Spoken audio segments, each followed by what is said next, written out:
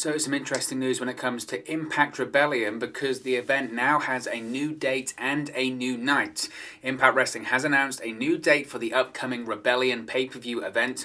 The big event will now take place on Sunday, April 25th from Skyway Studios in Nashville, Tennessee. It was previously announced for the night before, but Impact Wrestling has announced a new date for the event just this afternoon. Impact Wrestling co-executive vice president Scott D'Amore noted in a press release that Sunday night is the traditional night for major pro wrestling pay-per-view events. Rebellion will be headlined with the title versus title match between Impact World Champion Rich Swann and AEW World Champion Kenny Omega. This is what D'Amore had to say on the press release, quote, "Sunday night has traditionally been the night for big wrestling events in the sport's history, and Rebellion is a huge event, as huge of an event as any of them. Swann versus Omega, champion versus champion, title versus title is a happening that every wrestling fan will want to witness. It just feels right that Rebellion take place on Sunday." Now, Scott D'Amore also is guaranteeing that the winner of the main event will leave Rebellion with the Impact World title and the AEW World title. That stipulation had been up in the air. He said, quote, "This is no gimmick, no sleight of hand. Wrestling fans can take me at my word. Either Rich Swann or Kenny Omega will walk out of Rebellion as both the Impact and AEW World Champion. History will happen at Rebellion." Now that is really interesting, isn't it? I mean, there's a lot really interesting there, which we'll break down in a second. Obviously, the change of night and the change of date is certainly interesting. Impact Wrestling had moved to a model in recent years whereby all of their pay-per-views took place on Saturday nights. Obviously, originally the plan was to have it take place on Saturday night. I think the reason that they have decided to move it to a Sunday is because it prevents the pay-per-view from running the same night as the Kamaru Usman versus Jorge Masvidal fight for UFC 261 the night prior. Of course, if they'd have stayed on that Saturday night, they would have been competing with UFC 261. I believe UFC 261 is the event that Dana White announced last week, and it's going to be the first full-capacity UFC event in Jacksonville, Florida. I still think that's madness. I mean, it's ridiculous. It really is ridiculous. It's not like the pandemic's over by any stretch of the imagination. Nevertheless, it makes a lot of sense from Impact Wrestling's point of view. Look, this is, set to be a very successful event, I would assume, for Impact Wrestling. Obviously, Slammiversary last year was a massive, massive success for Impact. Bound for Glory and Hard to Kill, they weren't as successful as Slammiversary, the pay-per-views prior. But let's be honest, I think to Slammiversary last year, there was so much hype and momentum about which former WWE and Impact stars were going to be showing up at the event. Bound for Glory had some excellent stories going into it, but it never had the momentum that Slammiversary had going into that event. And obviously Hard to Kill did feature the in-ring debut of Kenny Omega in Impact Wrestling. I don't know if that did as good a business as Bound for Glory. I don't know. You can let me know in the comment section below. But Impact Wrestling, and frankly AEW for that matter, are anticipating big numbers for Impact. Not WWE numbers, not AEW numbers, but big numbers for Impact for this Rebellion pay-per-view event. So they want to squeeze as much as they can out of that situation. Once UFC announced they were going to be running an event during that night, especially considering it was going to be a major pay-per-view event inside an arena with maybe a capacity crowd, if that happens or not. Nevertheless, it makes total sense for Impact Wrestling to swallow their pride in this situation and say, look, we could stay on the night because we run Saturday nights for our pay-per-views for a while now. We could stay on this night and say, well, it doesn't matter about the UFC. We've got different fan bases, blah, blah, blah. But it makes the most sense for them to not be facing any competition that night. It doesn't make any sense for them to stay on Saturday night and stick with and try and compete with the UFC. It just doesn't. And I don't know the overlap between a pro wrestling audience and an MMA audience. There probably would be some people that would have to decide whether they were going to watch the Impact show or the UFC show because they're fans of both, and they would probably watch the UFC show. So it just makes a ton of sense, doesn't it? It makes a ton of sense that they wouldn't compete with UFC on that night. So that's really probably the explanation there. Obviously, they're having to dress it up. Scott D'Amore's hardly going to come out and say, well, actually, it's just because UFC have got an event that night, we're scared of the UFC, or we don't want to compete with the UFC, anything like that. They're trying to frame it as, look, really, it's just a situation whereby it's a massive pay-per-view event. Traditionally, wrestling events are on Sundays, all that kind of stuff, so they're moving to that. In reality, it's probably due to the UFC. I think it's interesting, of course, that Impact have decided to move Rebellion to Sunday when AEW looks to be doing a similar kind of thing. Of course, AEW, traditionally, I say traditionally, they've only been around for like 18 months, but all of their pay-per-views prior to Revolution had been on a Saturday night, but they decided to move to that Sunday night model. Tony Khan in recent interviews has said that apart from Full Gear, most of the big pay-per-views going forward for AEW are going to be on that Sunday model, whether it's Double or Nothing, whether it's All Out, they're all going to be moving to that model. So it's certainly interesting that while the UFC have really found a niche of having the events on Saturdays, it looks like wrestling pay-per-views for the foreseeable future are going to be sticking to Sunday nights. I think it'll be interesting to see what happens with Slammiversary in July, if this move to Sundays is a permanent thing for Impact Wrestling. I tend to think it's probably just because of the UFC, so I would suspect Slammiversary will be on a Saturday night as it has been for the last few years when it comes to Impact. We'll have to wait and see though, It certainly is interesting though. The other thing that was really interesting about the press release, of course, was the comment about there being a definitive winner. This is, we'll read Scott D'Amore's comments once more. He said, quote, "There is no gimmick, no sleight of hand. Wrestling fans can take me at my word. Either Rich Swann or Kenny Omega will walk out of Rebellion as both the Impact and AEW World Champion. History will happen at Rebellion."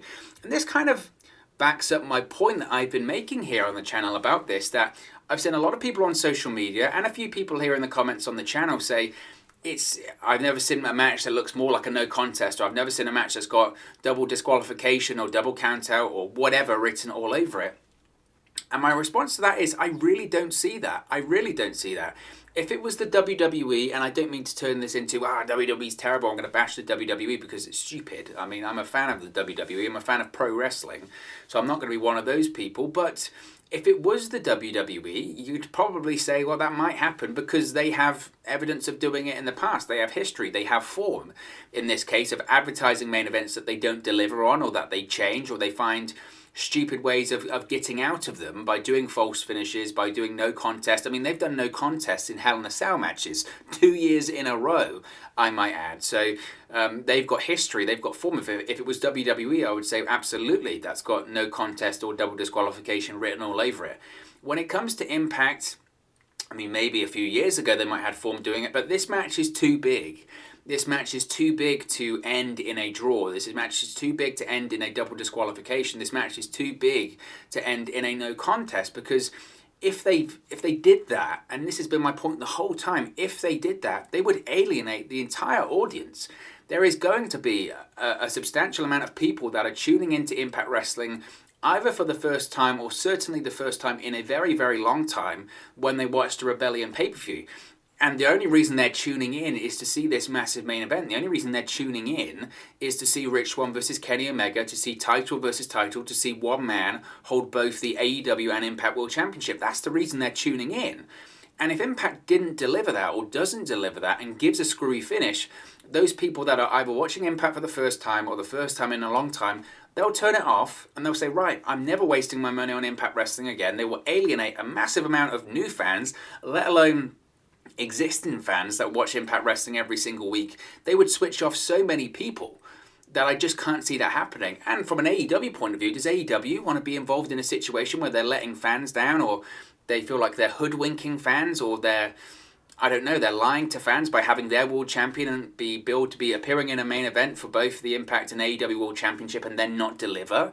There's been some criticism about AEW not delivering on surprises or announcements or stuff like that anyway recently. I don't think they want to continue that trend or continue that discussion. I don't believe that's the case when it comes to not delivering on their surprises. Nevertheless, they don't want to be involved in that either. So that's been my point of view the whole time anyway, is that I really, really don't see this match ending in as a no contest or a double disqualification or whatever, because they would do real significant damage to their audience. They would possibly irreversible damage to whatever audience Impact Wrestling has left, or the positive reputation or the positive momentum that they've built up over the course of the last 12 months would be eroded like that if they did a screwy finish that didn't deliver what's been hyped and what's been promised to the audience. So I never saw a scenario, I never saw an outcome in this title versus title match whereby we got a screwy finish or something like that, because if business-wise it just doesn't make sense. It really doesn't make sense. So I never felt that, and it's essentially been confirmed here by Scott D'Amore that we will have a champion, or a double champion, leaving Rebellion. I still think it's going to be Kenny Omega. I don't see a scenario where Rich Swann becomes the AEW World Champion. I just don't see it. I think it makes total sense for Kenny Omega to win the Impact World Championship. If you go back to his debut appearance for Impact Wrestling back in December, he calls himself a bout collector. He says collecting world championships and collecting titles is his new hobby. It's his new obsession after dropping comic books from it.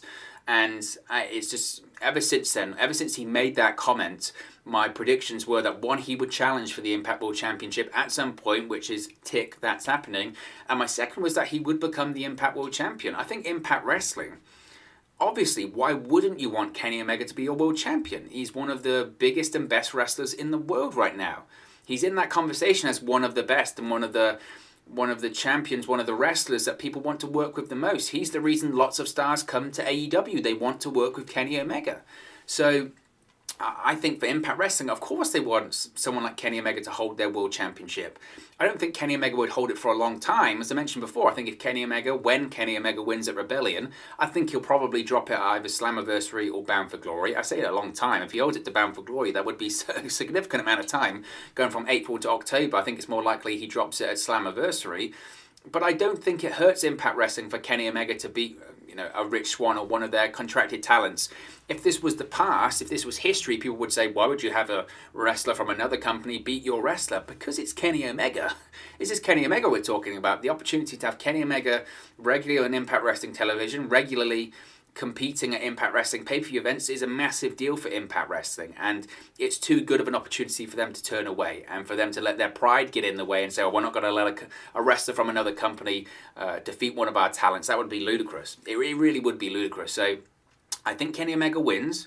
I know there's been lots of discussion about the One-Winged Angel. That's been the thing that's been really hyped for Impact Wrestling going into this match, is that nobody's kicked out the One-Winged Angel, except, of course, Kota Ibushi, even though Kenny Omega has said, no, nobody's kicked out. They even referenced Ibushi by name this week on Impact Wrestling. I think that that's significant. I think that obviously hinting at something, whether the Kenny Omega versus Ibushi match happens on AEW turf or Impact Wrestling soil, we'll have to wait and see. Certainly Impact are hyping up more, and Impact maybe have the better relationship with New Japan Pro Wrestling. If Impact could do a Kenny Omega versus Kota Ibushi match, if they could present that, that would be insane. I mean, that would be insanity. It would be a massive, massive deal. A huge deal for Impact Wrestling. It's a game changer. Frankly, it's a game changer. So if Kenny Omega winning the Impact World Championship moves them towards doing a match with Kenny Omega versus Kota Ibushi on Impact Wrestling television or an Impact Wrestling pay-per-view event, wherever, then of course you would do it. That's smart business. That's absolutely smart business. So I think I'm happy that Scott D'Amore made that announcement, because I hope that kind of silenced people. I know it won't. I know people will say, wow, that's just pro wrestling. We get worked all the time. I just don't see that happening, because if they did it would be silly business, and I don't see that happening. So I do see potentially Rich Swann kicking out of the One-Winged Angel. I know that's blasphemous for some people. They're like, why would he kick out? Well, that's kind of the storyline here, and maybe that's what Impact Wrestling have said. Maybe there is some discussion of why would you have a wrestler from an outside company defeat our top talent, our champion? It makes us look bad. Maybe the compromise has been, look, we have Kenny Omega win, but Rich Swann kicks out of the One-Winged Angel. That really puts over Rich Swann. Obviously the ultimate way would be to defeat Kenny Omega, but that's not the plan. How can we get Rich Swann over to a higher level? How can we put Rich Swann over by losing? We can have him kick out the One-Winged Angel, which only one other person has done. And I think that would be massive. I still don't know if they'll do it. Part of me says, would Rich Swann really be the guy to do that? Would Kenny Omega be willing to do that? I don't know. Maybe compromises have been reached, though. So that will certainly be interesting. But interesting news when it comes to the new night, the new date for Impact Rebellion. It's a smart move, and the smart move, I think, is for Kenny Omega to become the next Impact World Champion. But of course, as always, it's just one man's opinion. What are your thoughts on Impact Wrestling being moved to Impact Wrestling Rebellion being moved to Sunday, April 25th? Let me know your thoughts in the comment section below. I'll do my best to respond and reply to all of your comments. I really enjoy interacting with you guys, talking about Impact Wrestling, AEW, WWE, New Japan Pro Wrestling, all things pro wrestling here on the channel. So be sure to get involved in the community. Drop a comment below. All opinions are welcome. If you have enjoyed this video, please do smash a like on the the like button too. Really does help us out here on YouTube, got the rankings, and get to people's recommendation feeds if they haven't seen our videos previously. But most importantly, if you haven't already, please do subscribe to Wrestling News 365. You can do that by clicking the bottom right-hand corner of the screen right now, or if you wait a few seconds, there'll be a subscribe button at the end of this video, along with another video for you to watch. Thank you very much for watching, listening, streaming, or having come across this video today, and I'll speak to you again very, very soon.